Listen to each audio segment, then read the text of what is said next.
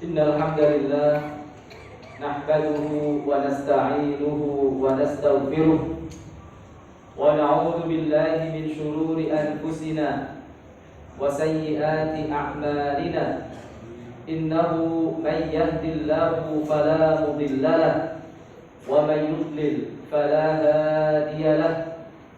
Asyhadu an la ilaha illallah wa asyhadu anna Muhammadan 'abduhu wa rasuluhu la nabiyya ba'dah. Allahumma salli ala sayyidina Muhammadin wa ala alihi wa sahbihi wa dhurriyyatihi ila yaumiddin. Amma ba'du, usikum wa iyaya bitaqwallah faqad faza al-muttaqun. أوصانا تبارك وتعالى في كتابه العظيم بعد أعوذ بالله من الشيطان الرجيم يا أيها الذين آمنوا اتقوا الله حق تقاته ولا تموتن إلا وأنتم مسلمون. Jemaah sekalian yang dimuliakan Allah Subhanahu wa taala, marilah senantiasa kita dalam kondisi bersyukur kepada Allah Subhanahu wa taala. Menjalani kehidupan kita tidak lain adalah untuk semakin mendekatkan diri kita kepada surga Allah Subhanahu wa taala, membebaskan diri kita dari siksa neraka Allah Subhanahu wa taala. Salawat dan salam kita bacakan untuk baginda Nabi Muhammad sallallahu alaihi wasallam. Semoga kita semuanya mendapatkan karunia berupa syafaat dari Rasulullah sallallahu alaihi wasallam, kita selamat dari siksa akhirat kelak. Allahumma amin.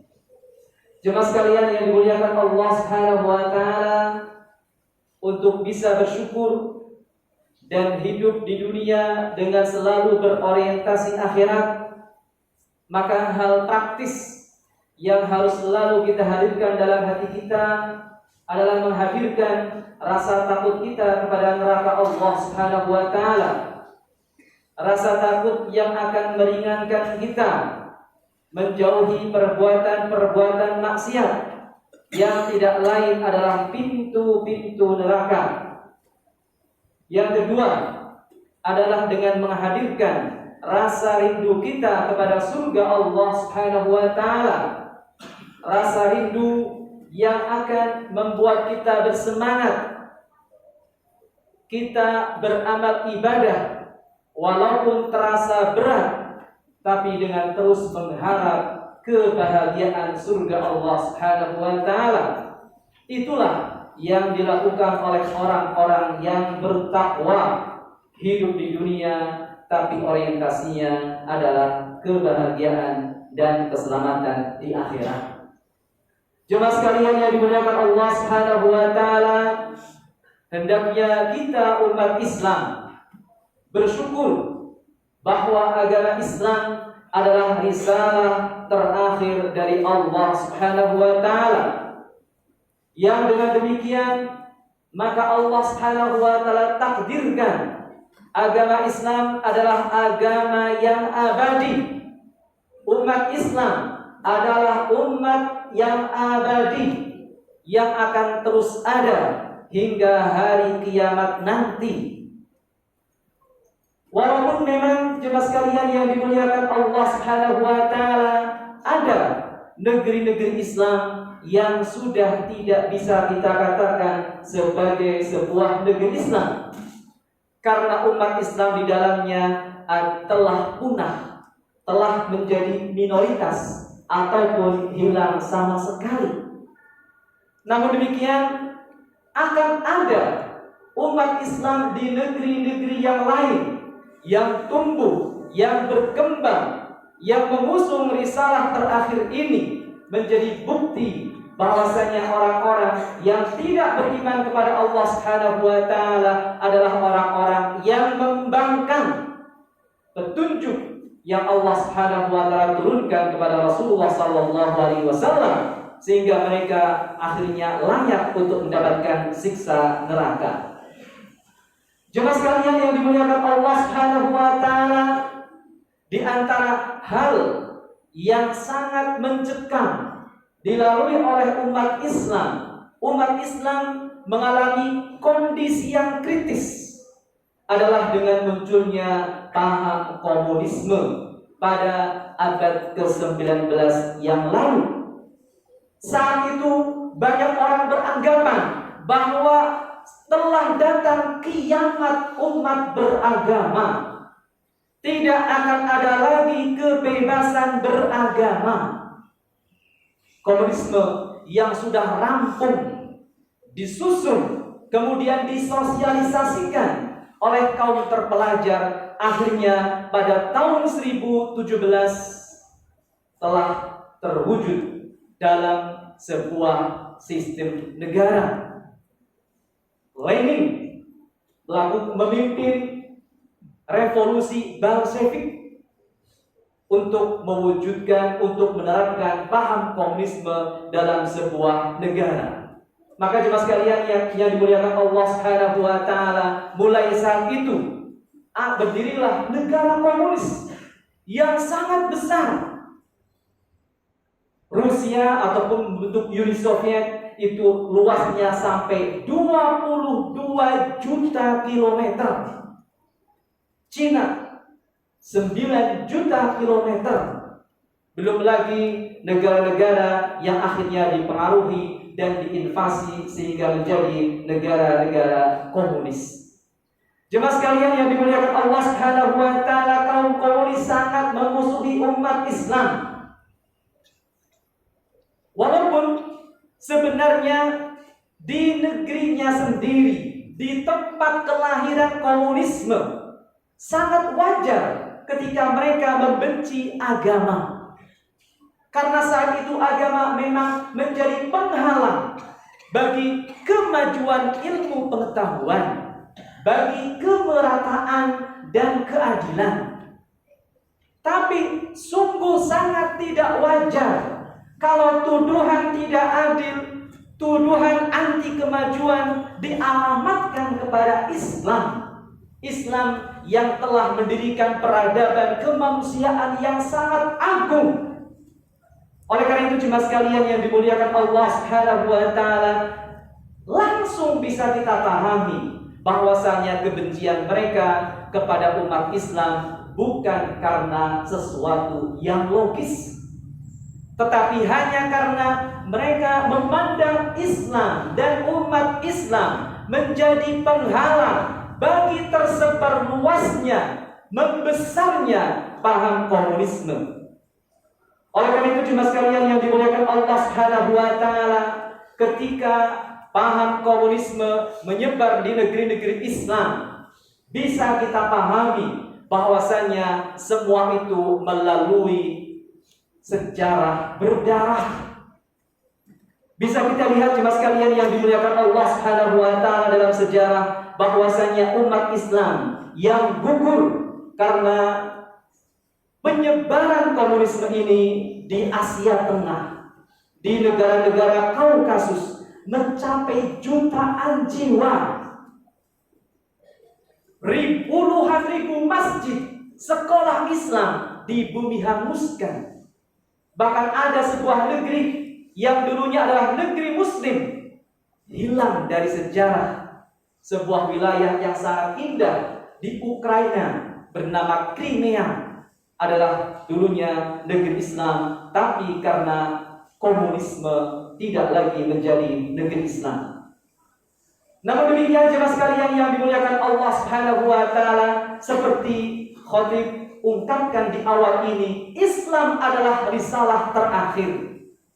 Allah Subhanahu wa taala menakdirkan Islam dan umat Islam sebagai agama dan umat yang abadi. Allah Subhanahu wa taala akan terus memelihara umat Islam ini. Maka hal yang luar biasa pun terjadi di negeri-negeri yang dahulunya Islam, seperti Afghanistan, Dagestan, Chechnya, dan lain sebagainya. dulunya adalah negeri Islam, kemudian dimasuki oleh orang-orang komunis. Mereka berusaha dengan segala macam upaya untuk mengkomuniskan negeri-negeri ini, tentunya dengan pembantaian massal.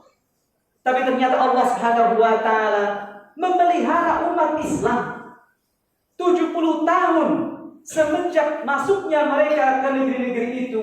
Ternyata umat Islam masih tetap ada.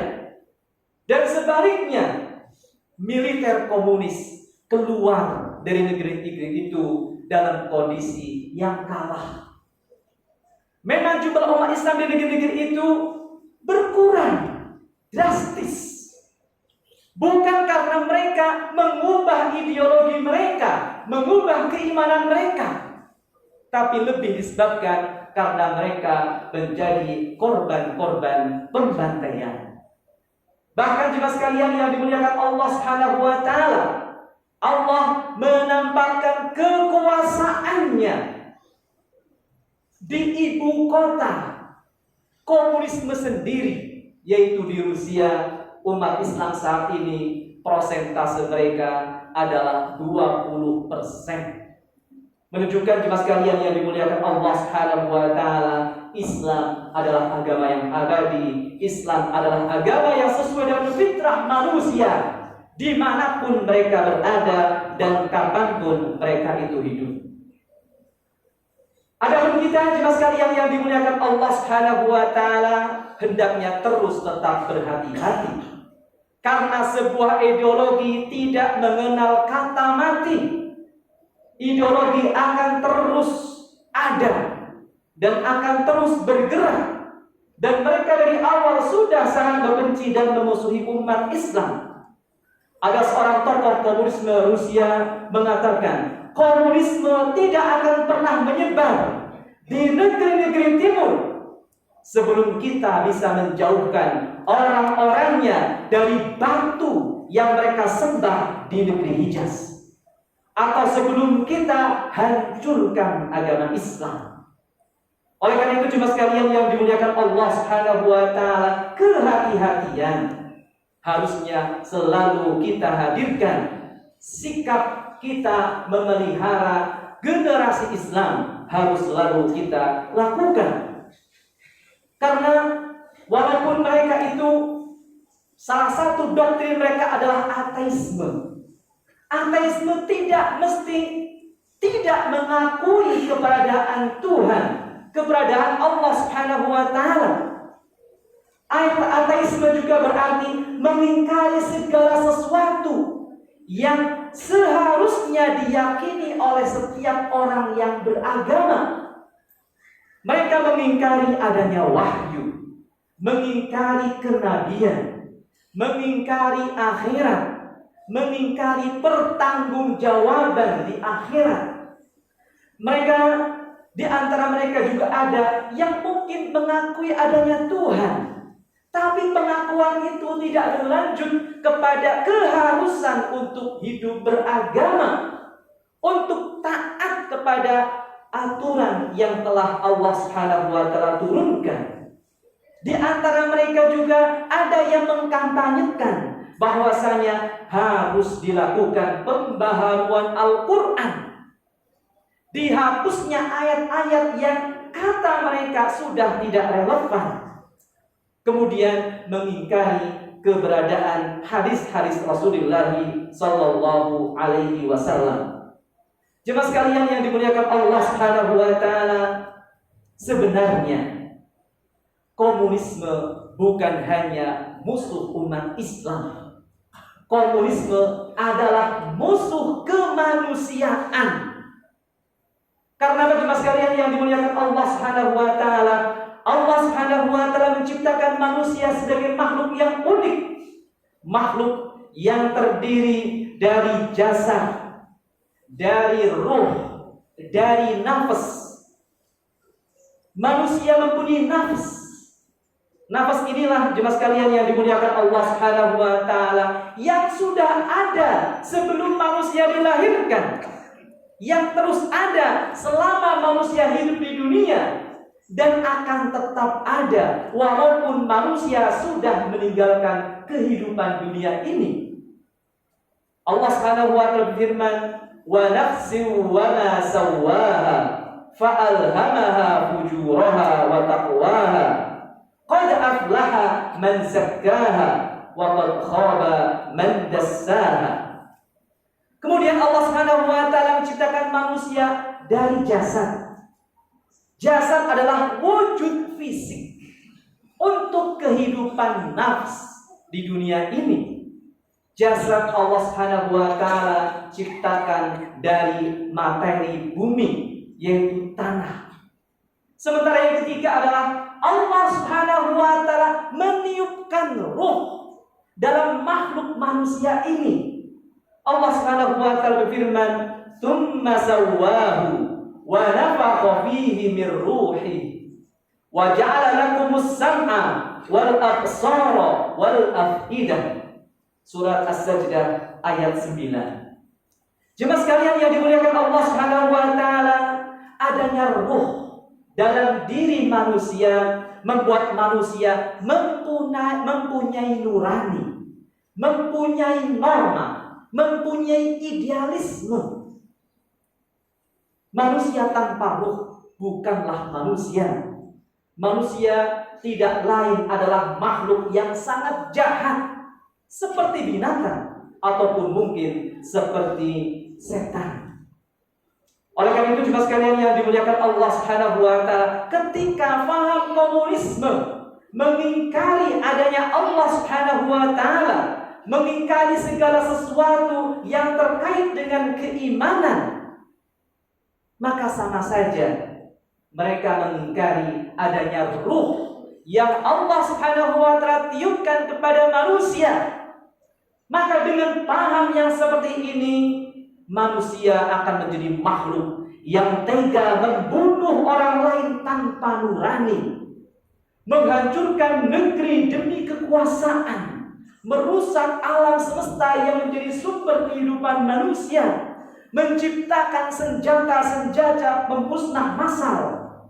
Kemudian juga sangat wajar ketika kita dengar ungkapan mereka, tidak mengapa kita musnahkan 3/4 penduduk bumi.